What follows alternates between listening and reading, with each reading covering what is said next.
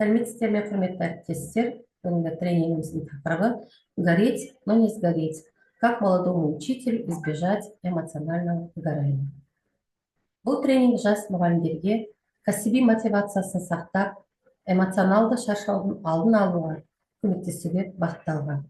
Біз сіздерді кәсіби өсу мен ішкі тепе-теңдікті табу жолында қолдауға дайынбыз.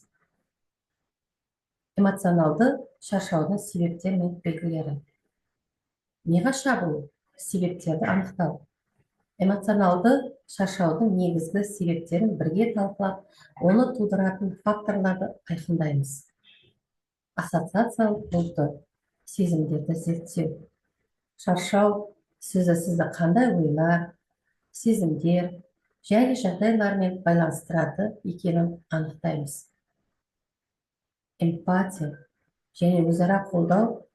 Сен мені түсінесің бе? Бұл жаттығу арқылы эмпатия қабілетімізді дамытып, әріптестер арасындағы өзара қолдау сезімін нығайтамыз. Біріншіден, бір-біріңізді тыңдауға үйреніңіз. Екіншіден, бір-біріңіздің сезімдеріңізді түсінуге тырысыңыз. Үшіншіден, қиындықтарда қолдау көрсетіңіз. Өзіңіздің энергия деңгейіңізді бағалаңыз. Біріншіден, энергия деңгейінің диагностикасы. Өз энергияңызды, мотивацияңызды және көңіл күйіңізді объективті бағалауға мүмкіндік беретін диагностиканы өткіземіз. Бұл өзін-өзі танудың маңызды қадамы. Екіншісі, менің қуат көздерім. Сізді шабыттыратын және энергия беретін ресурстары, яғни адамдар, іс-әрекеттер, хобби, тағы және де басқалары анықтаймыз.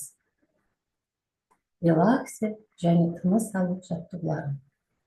Бұл бөлімде стрессті азайтуға және өзін-өзі реттеу дағдыларын дамытуға бағытталған практикалық жаттығуларға назар аударамыз. Тұрақты релаксия сіздің психикалық және физикалық денсаулығыңызға өте маңызды.